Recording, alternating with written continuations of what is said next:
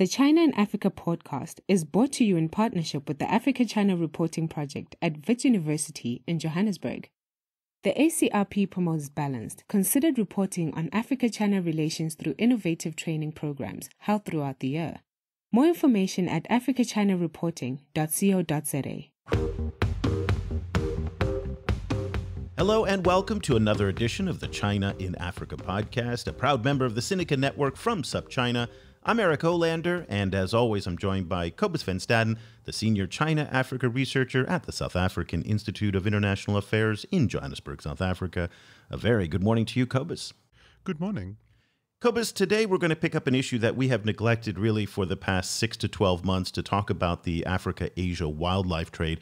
And to be fair, pretty much everybody has neglected this issue, in part because of what's been going on with the pandemic and all of the drama that we've seen over the past 6 months in terms of the economy, the lockdowns, and everything that's going on. Meantime, though, a lot is happening in the wildlife space. And COVID, it's hard to tell if it's been good for the wildlife trade or bad for the wildlife trade.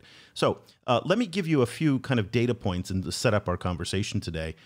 Back in April, there was an indication that things were not going well. The New York Times reported, and they quoted Nico Jacobs, who was the founder of Rhino 911, and he said that in the first South African lockdown that began on March 23rd, there was a rhino poached every single day.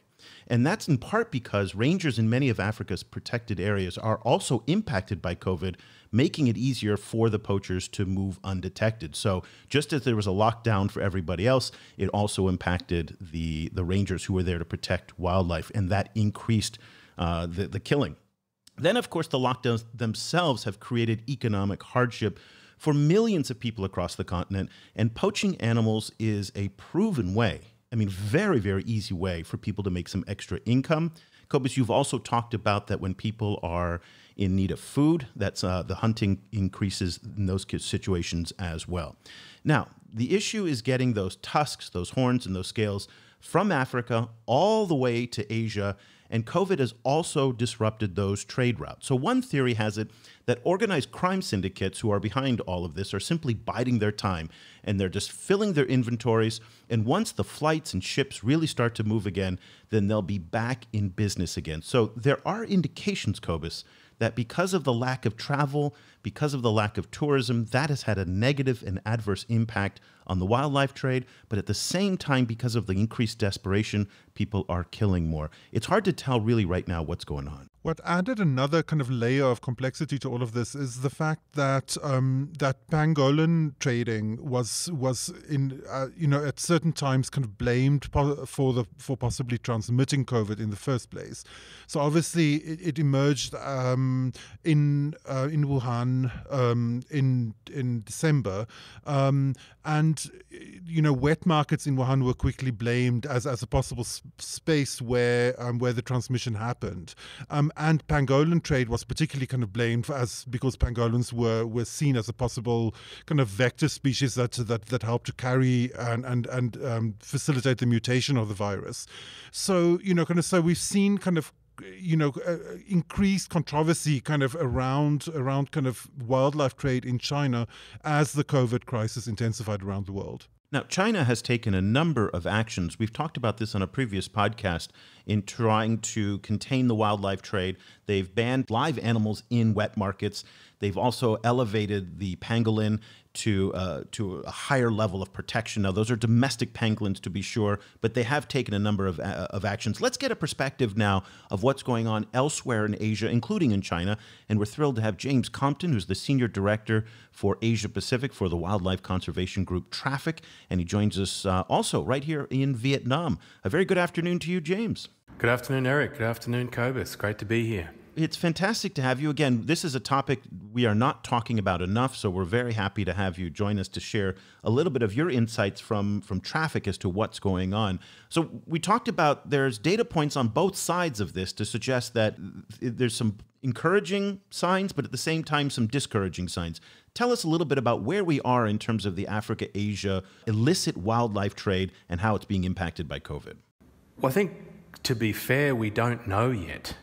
we're in the middle of this, and this middle could keep stretching on and on until those transport vectors that you mentioned already actually start bouncing back to anything resembling pre-COVID traffic. I hesitate to even use the word normal.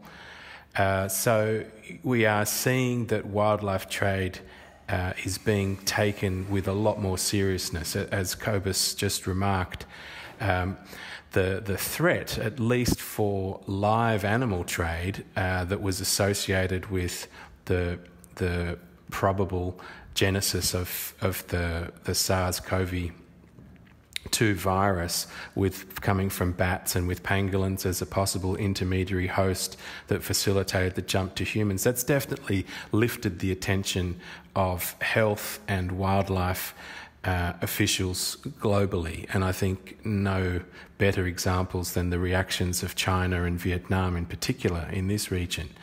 So what we've seen is that the policy decision that you mentioned that came down in China about banning wildlife for sale in wet markets has been expanded to a general crackdown on illegal wildlife trade generally. And some of the statistics are quite impressive, large, as to the action that's been taken. And I think that if we start the conversation with China's reaction domestically, it's also led to a kind of competition between agencies, between provinces, between the city-states like Shanghai, for example, where government agencies are seeking to answer those calls for action that have come right to the very top of the political hierarchy. Yeah, I wonder if you could talk a little bit in general terms about how China is linked to Southeast Asia in relation to wildlife trade. Because, we've seen in the past, for example, when the Ivory Ban, the ban on domestic trade in ivory was announced in China, that a lot of people predicted that it would shift to Southeast Asia. A lot of people were mentioning Cambodia particularly, and that Southeast Asia kind of functions as an alternative kind of marketplace to kind of smuggle products into China. Like, how do those two fit together in relation to wildlife trade? Well, Southeast Asia and China have been inextricably linked going back centuries, when many of these modern political entities were essentially tribute states into imperial China, Vietnam and Cambodia being prime examples. And you have records going back hundreds of years where things like ivory, rhino horn, agarwood, sea cucumbers, other products that have been used as luxury items, status symbols, medicinal ingredients, have been moving into the Chinese market. And in modern times, I guess the driver of that has been simply economic, that the price points of demand were often higher than they were in countries like Vietnam, Thailand, Laos, Myanmar, Cambodia.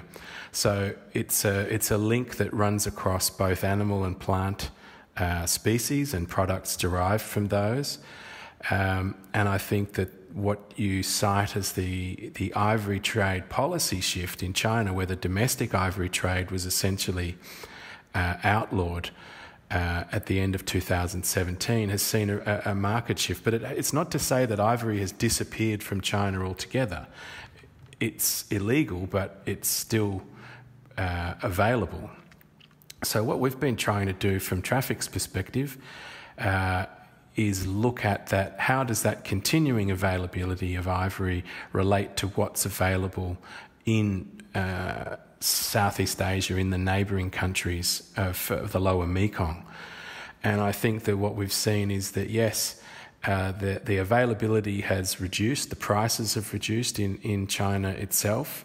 At the same time, the movement of tourists and business people and investors into Southeast Asia, into those lower Mekong countries, has sort of created a mobile buying public, or at least a very strong perception of that. And the availability of ivory and other products, more like the tourist souvenir type products rather than large items, has been prevalent across those countries. The Chinese tourists were largely the most numerous in terms of arrivals in Vietnam, for example, up until last year, although there was a bit of a dip with some political tensions about 5 years back. Laos, you've seen, has become a huge investment location for Chinese business, for infrastructure development. The Kunming to Bangkok railways being built through Laos. There's a lot of Chinese citizens that are there working on projects like that. In Myanmar, you have a rather porous border in a number of places where the central government of Myanmar doesn't control those areas that abut China. And in Cambodia, there's been a wholesale investment in building of towns like Sihanoukville, which has gone through a boom and bust. And we've seen that ivory as one of the wildlife products that have accompanied this movement or mass movement of potential buyers. And we've seen also that some of the manufacturing and the way that stocks perhaps have been being stockpiled in those countries on the anticipation that buyers will come from China and possibly elsewhere on their travels. And as we talked about at the top in terms of the Chinese new regulations that have come into effect, just to be very clear, this is about live animal trade in the wet markets as opposed to wildlife products. And that then brings us into where rhino horn, pangolin scales, obviously ivories you talked about. Here in Southeast Asia, 2019 was a banner year for pangolin trade. Last year, the Singapore government reports that they seized 12.9 tons of pangolin scales. And when you think of how big a pangolin is, I mean, it's not that big. 13 tons of scales is just an unimaginable quantity of animals that suffered in order to make that happen. So when we look at where the killing is happening in terms of the pangolins, rhino horn, as we talked about in South Africa and other places, when traffic looks out at the landscape right now, what is the animal or species that is most concerning to you in terms of this trade? Well, it's interesting that you mentioned that seizure in Singapore. I mean, that was a single seizure. The next day there was 12,700 kilos. The next week there was 12,700 kilos of pangolin scales also seized in Singapore. And later in 2019, there was a massive seizure in China of 23 tons of pangolin scales in October of 2019. In Wenzhou, that came via Shanghai as well as Korea on a very circuitous route to get there. So the pangolin scales certainly exemplify the large-scale trafficking, which from the perspective of Traffic as an organisation that looks at how this significance relates to organised crime, we believe that this is not opportunistic at a scale like that. So there's some very well embedded syndicates to, as you mentioned, actually hunt and process the amount of animals that it would take to compile multi-tonnage cargoes and then to move that predominantly from Africa because the Asian populations have simply declined so far that amounts of that sort of magnitude are likely to be nigh on impossible to gather from Asian pangolin species in this the 2020s decade. So yeah, pangolins are very important, but we could talk about wildlife trade in total. I mean, not to forget there is a huge legal wildlife trade. And there are a number of connections that are very important for the natural resource base of these growing economies in Asia. When we think of timber in particular, for building materials and for luxury furniture that comes out of Africa and into Southeast Asia and into China, we've been doing quite a lot of work on the significance and scale of the rosewood market in China as it pertains to how the CITES listings that came in 2017 to regulate a lot of Dalbergia species. Just before we go on, sorry to interrupt you, could you just explain what CITES is and why it's important? Yeah, sure.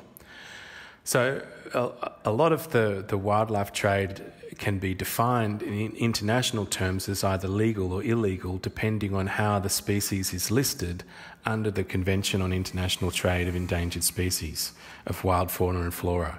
A mouthful, but it's the best instrument that we've got in terms of both defining the rule book about how things can or cannot be traded internationally, how they should be managed in terms of the sustainability of that trade, and if the trade is not permitted, it means that if the countries have put in place, as parties to the convention, national legislation, they should be able to control the import and export of those listed species in order to either prevent it from happening if it's illegal, or to manage it correctly so that it can be performed in a legal and sustainable manner.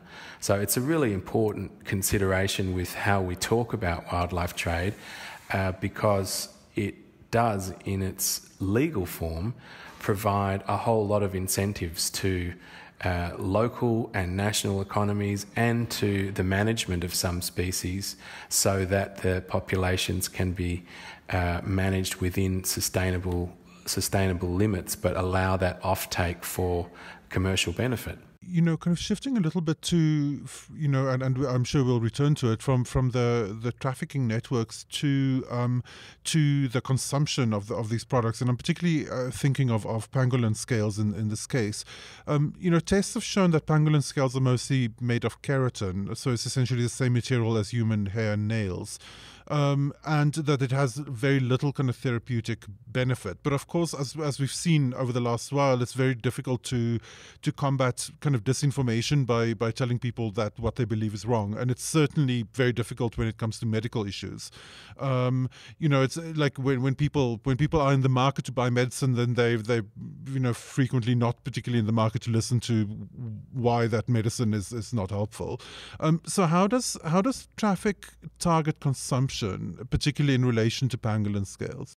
Well, I think we have been looking at the consumption end as a very important entry point for the multi-track, if you like, approach that we think needs to be taken to deal with illegal and unsustainable wildlife trade. So looking at both the policy and regulatory environment and how that is enforced so that you can create an environment from which people have a clear reference point about what's legal, what's not, and what is the social norms of accepted behaviour.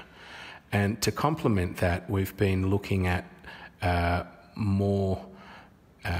still very much an evidence-based approach, but looking at behavioural change approaches to drive those so-called die-hard users of particular products away from continuing to buy, use and consume various products, whether it's luxury goods, medicinal or food, for example.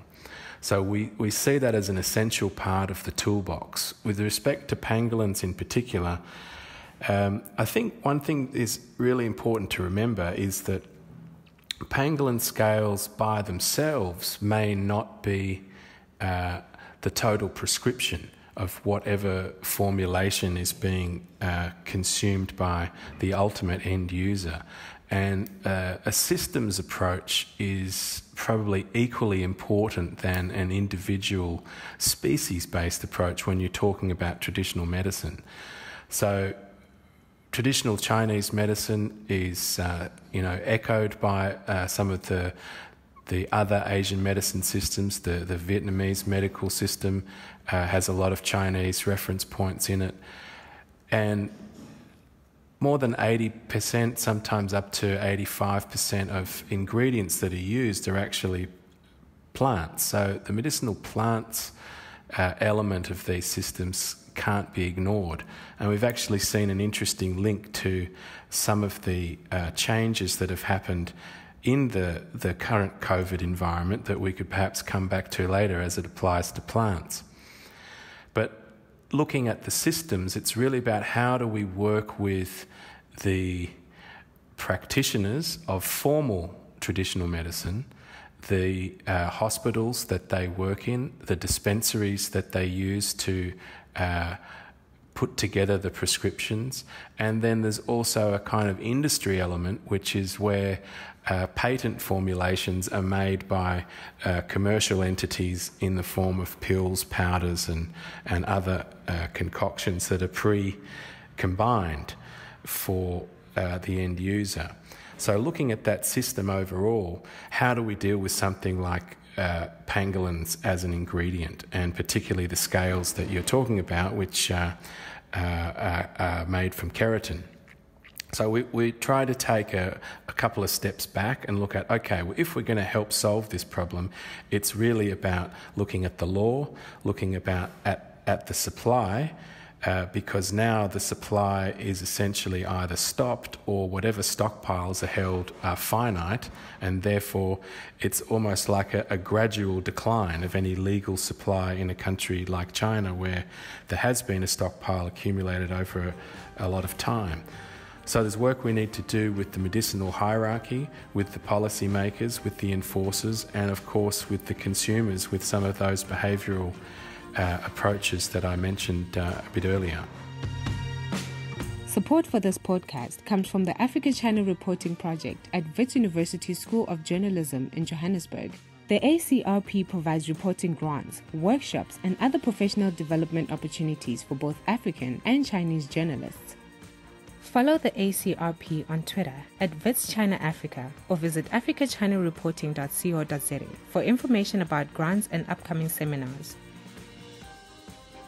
It's interesting you talked about policymakers and law, and that really comes up to the governance question. So if we're going to have the systemic approach, as you talked about, rather than go product by product or animal by animal, whatnot, to look at it in a more systemic way, it brings up the question of whether these laws are actually enforced, especially here in Southeast Asia, where there are varying levels of governance. China, for its part, has done quite a good job when it comes to the ivory ban. It said it was going to ban the ivory, the stores shut down, the trade probably to some extent went in the underground and the black market, but for the most part, it's very difficult, if not possible, to get ivory just off the street as it was 5 years ago. Here in Vietnam, in Laos, in Myanmar, in Cambodia, very different story. When you talk with the policymakers who are consuming your research and you're talking to them about this idea of a systemic approach, what's their reaction? How do they respond to this? I think they respond quite territorially, Eric, depending on which ministry you're talking about. I think the greatest challenge is to be able to get may not be a whole of government approach. That seems to be the buzzword at the moment in dealing with COVID, because it cuts across so many different ministries. But if we're talking about the laws that apply to the governance of wildlife trade, sometimes the areas of jurisdiction and responsibility cut across a number of different ministries and departments. And I think where we, as an organisation focused on making the wildlife trade more sustainable and ensuring that it's legal, where we see an opportunity is in these directives that have come from the top leaders, whether it's in China or also here in Vietnam, where the Prime Minister's directive and the follow-up that came out in July really went into some specificity about what needs to be done to change the status quo. And the interesting thing about the Vietnamese directive, that number 29 that came out in July, was that it specified that the Ministry of Agriculture and Rural Development should do various things to look at captive bred wildlife. The Ministry of Public Security looking at transnational organised crime, the Ministry of Defence, strengthening customs and border control. And it went through a whole number of things, including state-run media, including the State Supreme People's Procuracy, which refers to the legal system and the courts, and then down to city and provincial level people's committees. So to me, that was a very rare insight into, okay, if you have a problem that's big enough, the system, particularly in these centrally controlled political economies, can be mobilised. And maybe we have the opportunity to make a great dent in the illegal and unsustainable and the now unfit for human consumption component of wildlife trade, so that the overall environment is improved. And I think that that's where, political will, if it comes from that level, if it is targeted towards particular jurisdictions who have the responsibility to respond, then we have a chance of existing laws being enforced for both compliance as well as for penalties meted out to the full extent of the law. And I think that's where you start to see a shift in people's behaviour, whether they are government regulators right down to end consumers and the whole supply chain in between. Is there a role, is China playing a kind of a norm leader role in kickstarting some of these developments? For example, I was wondering whether, what the kind of policy reaction was in Southeast Asia to these bans, the Ivory Ban and then the wildlife trade ban in China, and whether is there a situation where that kind of policy shift in China would then have kind of knock-on effects in the rest of that region? Well, I think that you could say when Thailand changed its law to cover African elephant ivory back in 2015 and the implementation after that, the importance of Thailand as a retail market for ivory shrank dramatically. And yes, you can still buy a very stringently controlled selection of products derived from registered domestic elephants in Thailand. But essentially, the commercial ivory trade is outlawed now. In other countries of the Southeast Asia, of the Lower Mekong, yes, there is some effort that's been needed to improve their legislative coverage, but ivory trade has not been permitted in a domestic sense for some time. And I think that it's really about enforcing the laws that are already in place. And we've seen, the Prime Minister's instructions that came out in Laos in 2018 or 2019, I forget the date now, but that also was about looking at, okay, how do we incentivise the regulatory authorities to enforce the laws that actually exist. And I think that China may have made a big statement in banning its domestic ivory trade, but in some ways it was catching up to some of its neighbours. And I believe that it's really about the implementation and enforcement of existing laws where we see the greatest gap. China has a leadership role, to be sure, and I think that the way that China interacts with ASEAN is quite interesting. There is an ASEAN-China dialogue. There's an ASEAN +3 dialogue, which includes China, Republic of Korea and Japan. But the way that China interacts with its ASEAN neighbours is often on a one-to-one basis.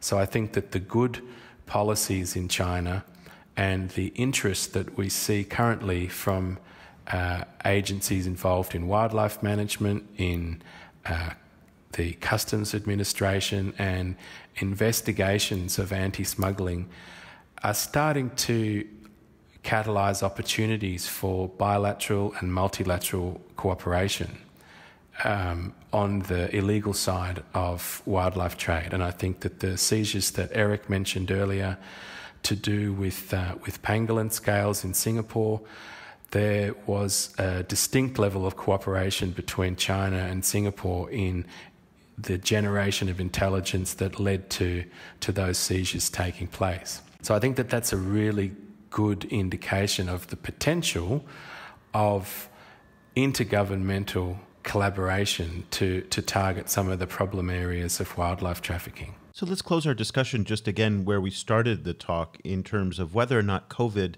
is good or bad for the wildlife trade. And again, you mentioned that it's too early to tell, but let's try and put get the crystal ball out. Let's assume that everybody is kind of stuck in place through 2021 until the vaccines are widely distributed. That's the best, most optimistic estimates. If that's in fact the case, what is the planning and the thinking inside traffic in terms of how COVID will impact the trade for the next year and a half?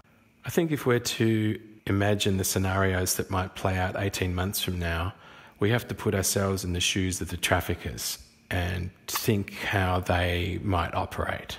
Since the COVID pandemic broke at the beginning of 2020, the only transport vectors that have operated consistently are maritime shipping and air cargo. Air passenger traffic, particularly international flights, have dropped to almost zero except for repatriation flights. But not to forget that people get desperate. I'm reminded of the seizure of 29 kilograms of rhino horn in the southern Vietnamese airport of Compton, which took place at the beginning of March, just as the Vietnamese government was shutting down all flights from South Korea. So traffickers are always looking for opportunities. And I think that the response from the airline industry to add the risk of zoonotic transfer to their already stringent regulations has been noticeable. And through things like the Routes Partnership that Traffic is a member of, together with IATA and Airports Council International and a number of airlines, I think that we're seeing an increased attention to this risk. But if we're talking about large-scale seizures, large-scale cargoes that can only be transported by ship, we have to look at what can be done in the maritime sector. Last year, Traffic worked with WWF and a number of partners to convene workshops in two key ports in East Africa, firstly in Dar es Salaam in Tanzania and secondly in Mombasa in Kenya. And this was looking at the Africa to Asia routing that has been prevalent in a lot of high-profile wildlife trafficking and trying to see what the various actors could do if they were working together to increase the surveillance and ability to detect illicit wildlife cargoes. Well, that's an optimistic way to end our discussion, that there is at least some hope. James Compton is the Senior Director for Asia Pacific for the wildlife conservation group Traffic, and he joins us here from Vietnam. James, thanks so much for taking the time. If people want to get involved with Traffic, if they want to follow the work that you're doing, what's the best way for them to get in touch with you guys? Through our website, Eric. That's the www and then traffic.org, traffic.org. Great. Well, we will put a link to that in the show notes. And once again, James, appreciate your time and all your insights. Thanks so much. Thanks, Eric. Thanks, Cobus. Cobus, I really appreciate the optimism at the end that James brought to the discussion in terms of the motivation that a lot of governments in this part of the world have in terms of cracking down on the wildlife trade, because they know full well here in Southeast Asia, bad things come from the live animal trade. Bad things come from the wildlife trade in products as well. We have a pandemic on our hands that came from animals, and I think there's a different motivation today than there was, say, 2 years ago. That being said, there are legitimate reasons to be concerned about the governance question here in Southeast Asia, especially among low-income countries where they don't have the capacity. He talked about the rivalries in ministries that make it difficult to enact these new enforcement measures. And meantime, the killing in Africa continues apace. And as you pointed out many, many times, there are so many kind of cross-section of things going on here in terms of economic need that's then driving the need to kill in order to just feed your family, to earn some extra money. And at the same time, the syndicates are probably, as best as we can tell, stockpiling. So when the day comes that the planes and the tourists are back, they can start selling those products again. So it is very, very hard for us to tell where we are in this moment, as we've talked about so many times on this show, where we're trying to figure out what life is like in the post-COVID-19 era. We can't actually do that because we've got this cloud of fog that's just descended on us, and we can't see 1 meter, 3 feet ahead of us. It's just impossible. It's like driving on a windy road. So let's hope that what James said is right, and that work is being done right now to improve the governance, to do the crackdowns. And at the same time, hopefully in Africa, in places like South Africa, where the rhino killings are continuing apace, they can get the rangers back out there and more money will be there to be supported. I'm concerned a little bit, and I'd like your take on this, is that the economic downturns that are so severe right now in Kenya and in South Africa are no doubt going to have an impact on wildlife conservation and protection. So a lot of factors to consider here. Yeah, I share that worry. And at the same time, one has to kind of point out that, of course, COVID is the cause. If it turns out that wet markets were actually where it was transmitted, COVID is probably the direct result of ecosystem disruption. And the cure for COVID might well be in some little plant somewhere that's in a part of the Amazon that's kind of being burnt at the moment. So there's value to ecosystems, to intact ecosystems, and that value potentially is much, much higher than the individual trees or animals within that ecosystem.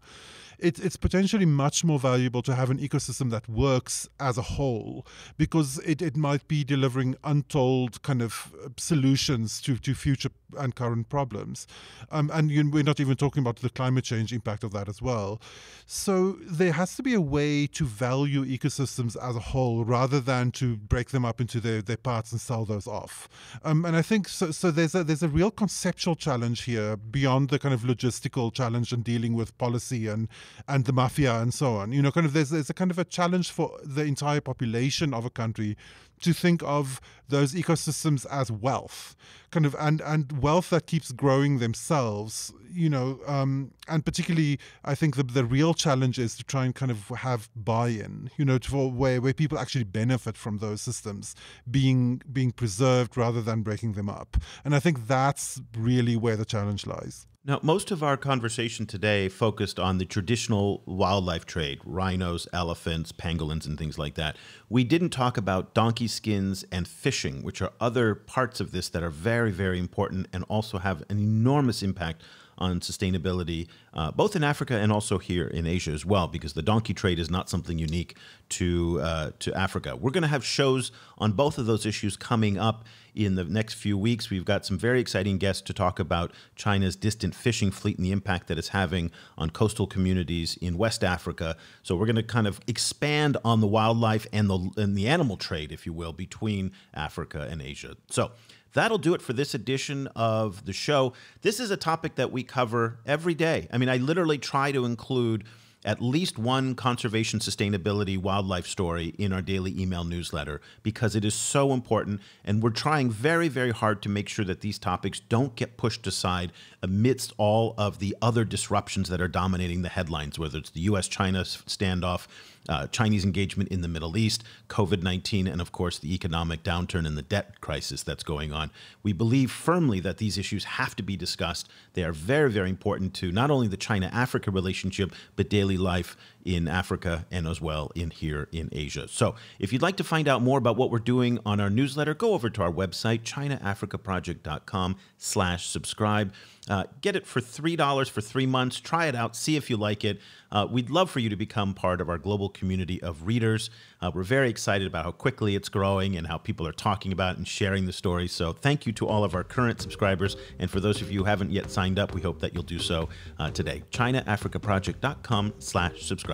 For Cobus Van Staden, I'm Eric Olander. Once again, thank you so much for listening to the China in Africa podcast. We'll be back again next week with another show. Until then, thanks so much. The discussion continues online. Head over to facebook.com/China Africa Project to share your thoughts on today's show. The guys are also on Twitter where you can find Cobus at Stadinsky or Eric at eOlander. And be sure to sign up for the weekly China and Africa email newsletter by going to www.chinaafricaproject.com.